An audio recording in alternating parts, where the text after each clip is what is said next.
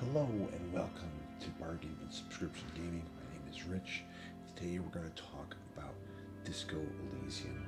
It is currently available to play, with your subscription to PlayStation Premium. I originally started playing this game when the podcast Get Played. They did it as their We Play You Play, and I bought it at the time. I bought it on my Xbox.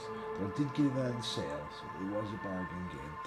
So it was, it was not a lot of money. I think I got it for 25% off. It's worth it on $1 to pay. It's worth it to play on subscription. It would be worth it to pay for it full price. At the time, I was a little reluctant because I didn't know anything about it. Right now, you can look at just this title screen, and it's just this. You can see the colors are very vibrant. It all looks like this hand painted, like somebody took watercolors and created this background. The whole game has this sort of thing. That was another reason, I don't know if I want this kind of watercolor looking game. But the thing is, the whole thing is voice acted. Every character except like your main character who you're playing, you have to read his dialogue, but everything else, voice acted. I can't recommend it enough. I'm going to start it now, a new game. And they give you these three options. Now, you'll notice, like, in all of them, they're all good, easy ways to start the game. You go to the thinker, the sensitive, the physical. The guy who's smart, the guy who's, like, emotionally smart, or the guy that's, like, very much, got his, like, strength and, he's going to do things all physically, but he's not very smart. I don't pick any of these three, not because I think it's a bad way to play. It's just like I never want the extremes. They always maximize one stat and minimize one stat. Like this guy's got the psychology down at one. This guy's got the intelligence down at one. So you're always playing at a severe handicap with one. So I'm going to create my own version of a character here. And instead of anything being terrible and great, I'm going to take that down to 4. That up to 2, and I think actually I don't want motor works to be 2. I want that to be 3, and I want intelligence to be 4. I think that's you're not the best in anything, but you're not just terrible at anything. I think for me, psyche 3, motorics, I think your dexterity, so physique, like your musculature. I'm gonna be weaker, or maybe what? Let's put the motorics down and give him a little more physique, so he's a little bit stronger, and that's it. That's all I'm gonna play with it. Now they give this whole screen, all of these things like your inner personality things. I'm not gonna go through everything. I've seen a lot of Let's Plays where people do that, and I get it. It's like you're trying to. Learn about this game as you go, and if you're starting like fresh first time, you might spend a moment looking at all these things. I'm going to pick one of these things in the top set there in the intellect, since that's my highest skill, and I'm going to pick one. And I'm thinking maybe logic, the first thing. I'm going to pick it, and I'm going to confirm my choice. That's my signature skill is logic. I'm playing the smart version of the main character. Here we go. We're off into the story. The Furies are at home in the mirror. It is their address, even the clearest water, if deep, can drown. The music. I did change the music setting to the streamer setting. There are some tracks in this like that would not be allowed if I were. My recording might get claimed by somebody else, so I'm just doing that. And now let's begin. There is nothing. Only warm primordial blackness. Your conscious ferments in it, no larger than a single grain of malt. You don't have to do anything anymore. I love the voice acting. I love that's your ancient reptilian brain talking. Ever. Never, ever. Never, ever, ever, or simply keen on non-existing. I'm going to go with never, ever, ever. Never, ever, ever, baby. Baby. Dude's a little bit of Austin Powers there, huh? Simply keep on non-existing. It's our only choice. And an inordinate amount of time passes. It is only void of struggle. No ex-wives are contained within it. This is great. Give me some more. What's this about X something, man? An awareness creeps up on you.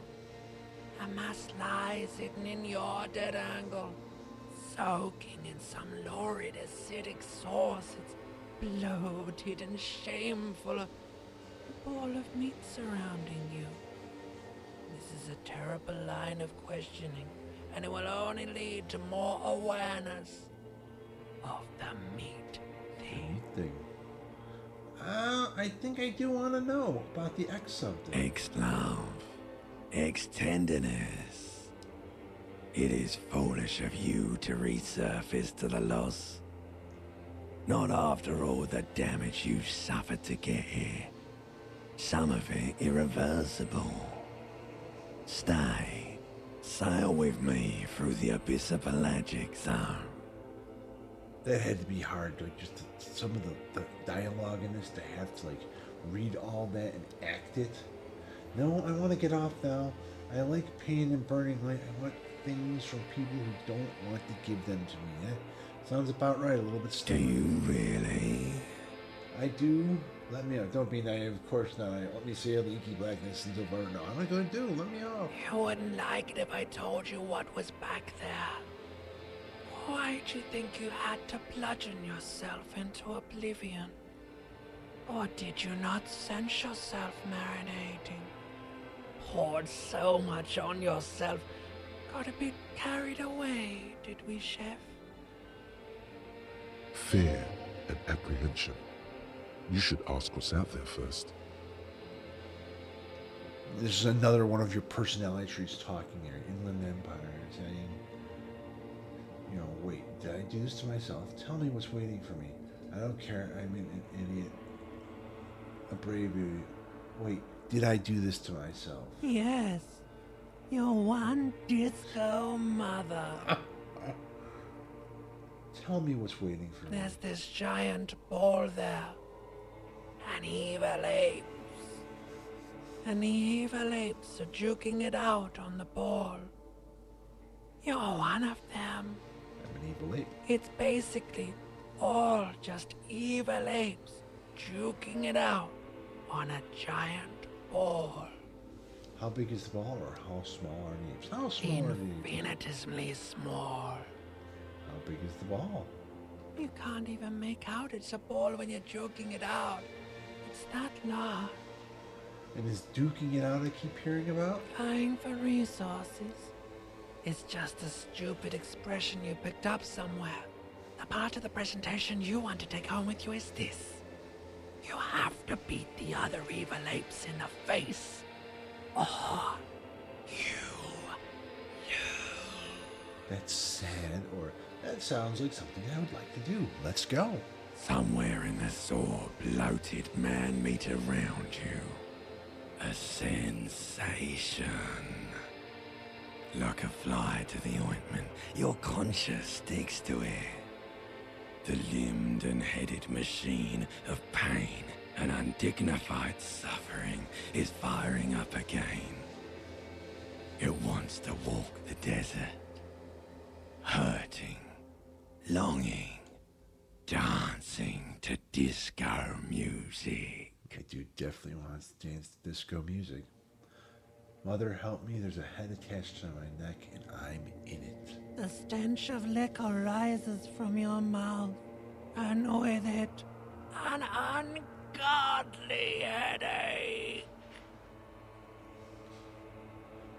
Help me. Someone cut off my head. I'm trying to murder the rest of the earth. Who am I? What sort of creature does this to his own mouth? A fiery streak penetrates your skull, trying to force your eyes open. It's a sound, a clarion call from hell. Somehow, you know what it is. A caprice to name a motor carriage. I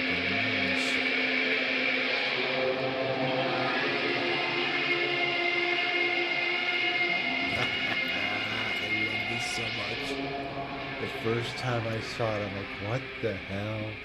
And you know, watching streamers play this blind, is great. You see the guy wake up dirty, nasty in his skivvies, and you can see that he has a headache. What's this? Steps over there. Got green dots all over. Let's see. Right thumbstick. Something that doesn't tell me how to grab anything yet. Square. No, that takes us back to our things.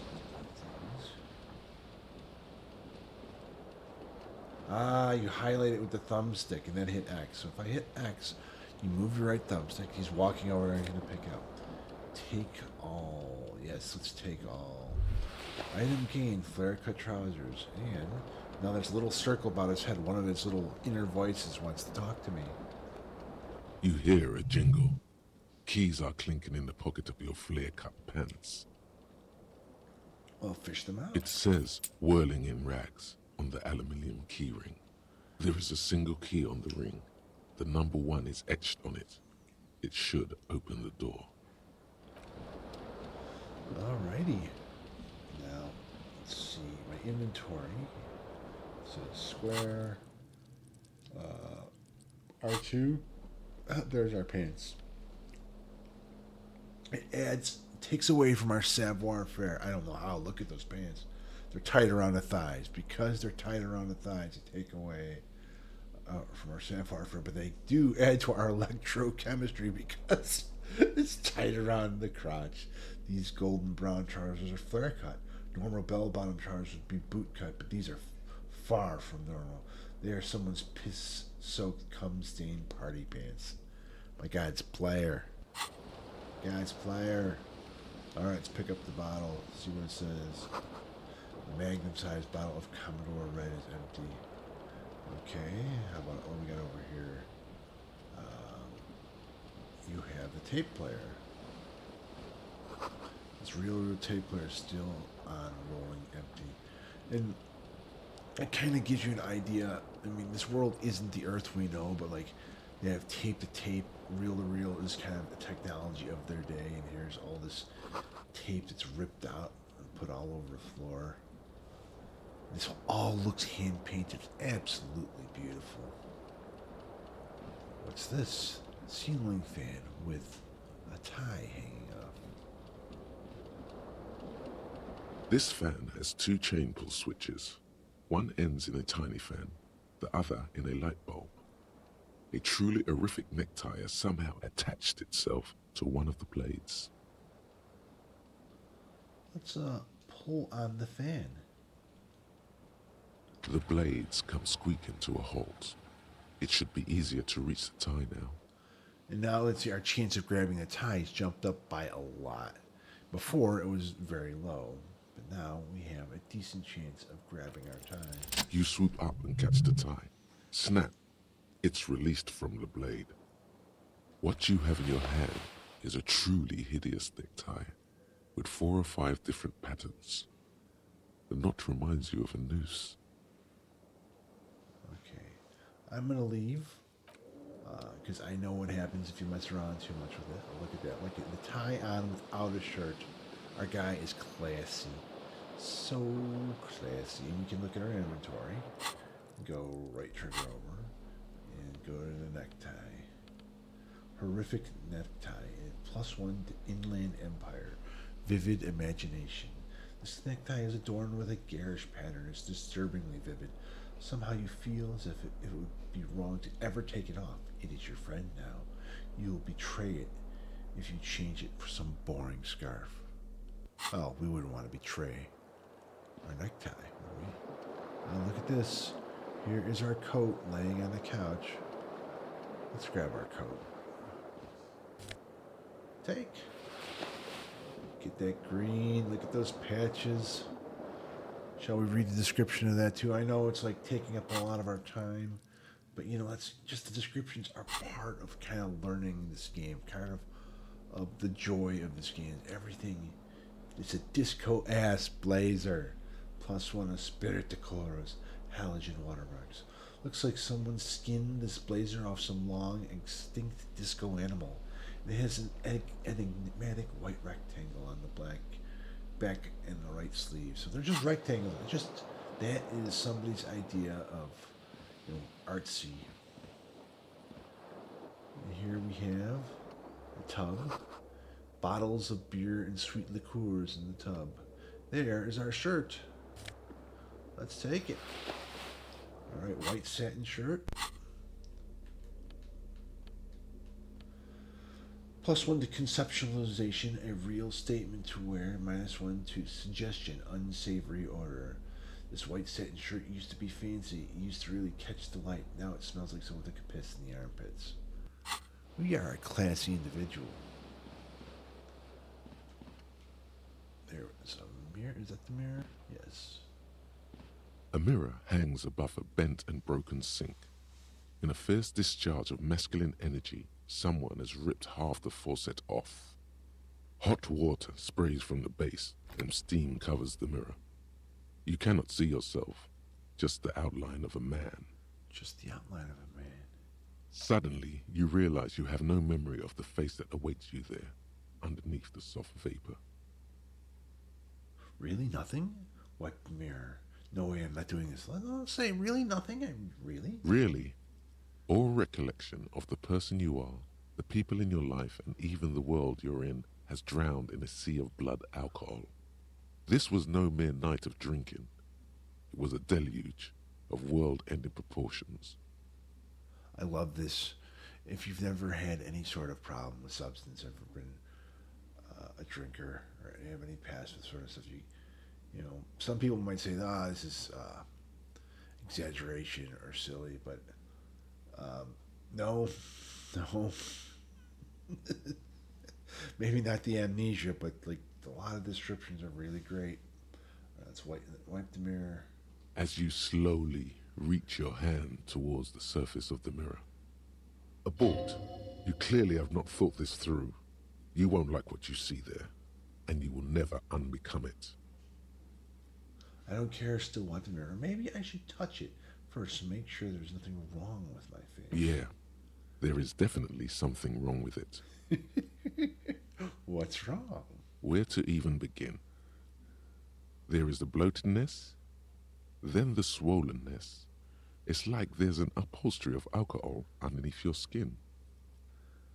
I'm sorry, touch your nose. Bet you are. Your nose feels like a small balloon in the middle of your face. It hurts when you honk it. It doesn't appear to be a particularly tiny nose either. Not with all the drinks it's absorbed for you. At least my tongue is okay. It's not. It's swollen and snail-like, wriggling between your fingers.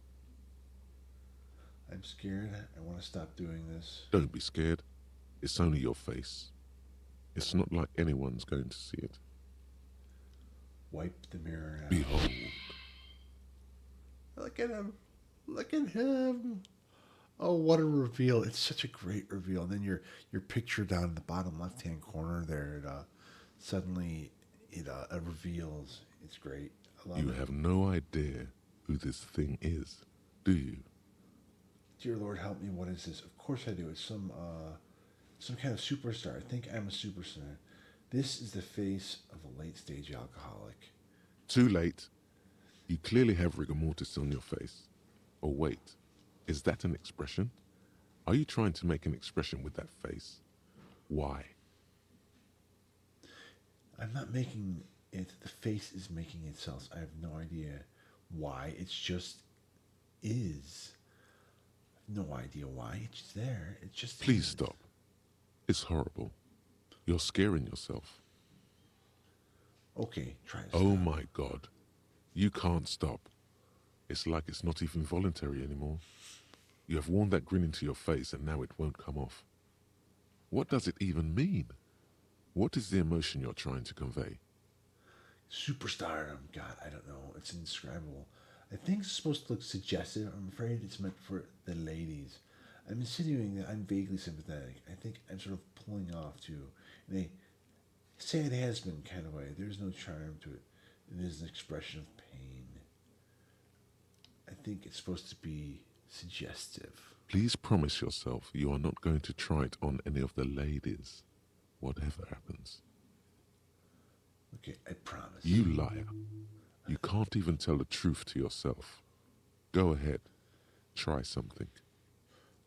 Encyclopedia, dig deep into your mind. And we only had 28% chance. This one, a 3% chance with electrochemistry. And let the mirror be for now. Well, let's try the encyclopedia. You know, what's a 1 in 4 chance that we might? Like the rest of you, it comes from a bad place somewhere in the past. That's all you know for now. That's all I know for now. Now, if it was me, I'm a bad person about this. I would have saved Scum there. I would have, like, I want to get the right one. I will keep saving and going back until I get the right answer. But you know what? We're just going to leave the mirror be for now. There's a door over here. Appears to be locked.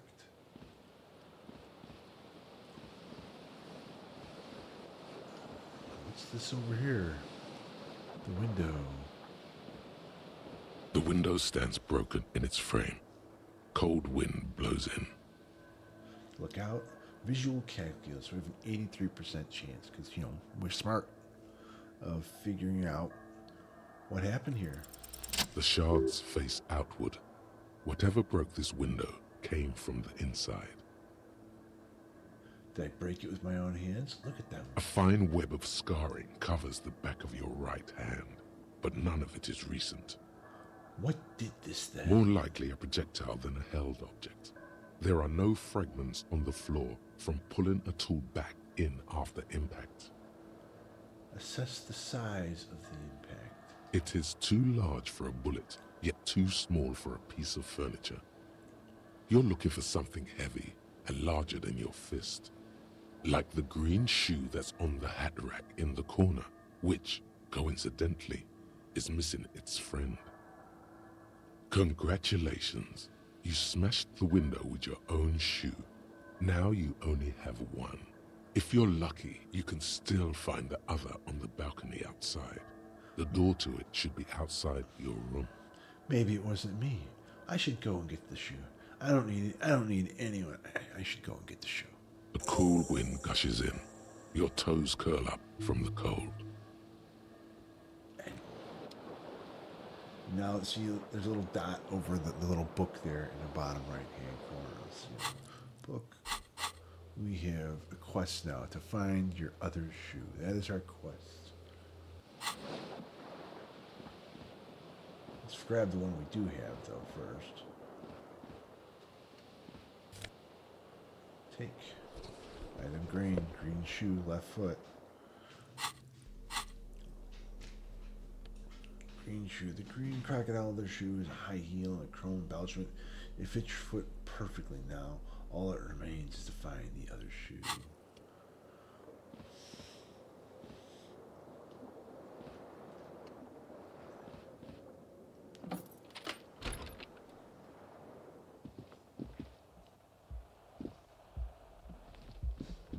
Oh, there's something here. There's something on the table. Okay. Money. Yeah, we're not above picking up money. You can hear the music starting now. Do, do, do, do.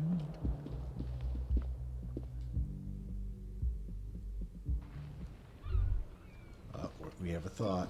The smell of the sea makes us dizzy. There we go. Oh, red. Gust of briny wind washes over me.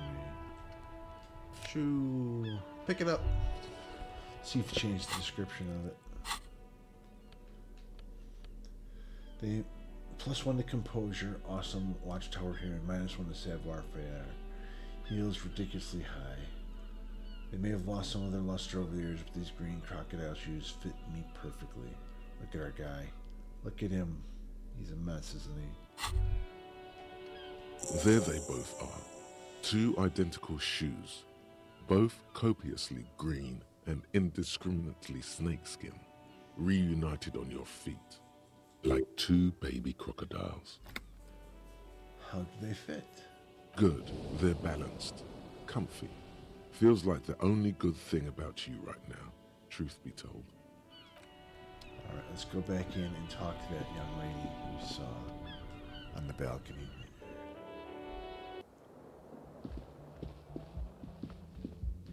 Oh, what's this? Hello, officer. Calendar says it's March. The year is 51. Hello, officer.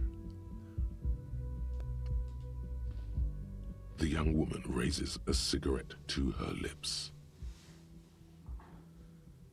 Classe Miss Orange Disco Dancer. The young woman raises a cigarette to her lips. Officer, am I military personnel? Turn your bloated face away from her beauty and just keep walking. I think we should ask for a military officer. Because I'm not the kind that's just going to walk away. No. She seems perplexed by your question. Wait, I know I am a businessman and chief executive officer, right? Then why did you call me an officer? Because you're a police officer, sir. Then I'm going to say, are you sure? I am, yes. Unless you've been feeding us a set of very well-rehearsed lies all this time. All this time? You've been here for 3 days. On official police business, no less. And Couldn't what say. business is that? In truth, so far, mostly drinking. Our man's been drinking for 3 days on the job. He's classy. You have no doubt about the drinking. But do you strike yourself as a tight-lipped drunk? She must have heard something. See, I might not know where I am or who I am or what a Cooper's kinema is, how I know that what one sounds like. Well, I don't remember being a cop or anything else. Who in their right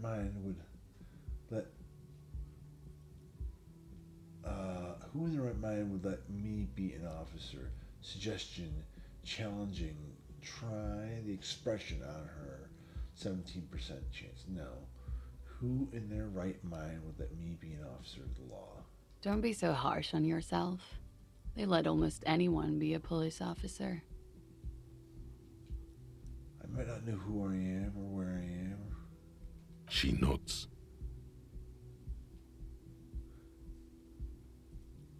But I do know when someone's not telling me the whole story. What am I doing here? That's my case. There's a mercenary out back. He's been hanged. The body has been there for a week now. The locals probably got tired of it and called the cops. Why didn't you just tell me that? I didn't mean to overwhelm you with information. You seem a bit lost, officer.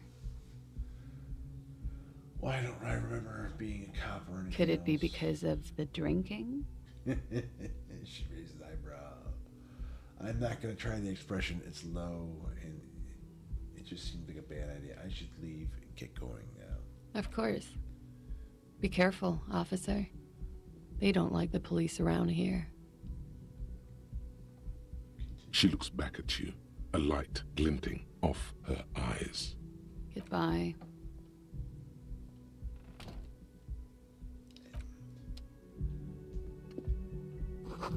Looks like she left a nice long stub in the ashtray, still smoking.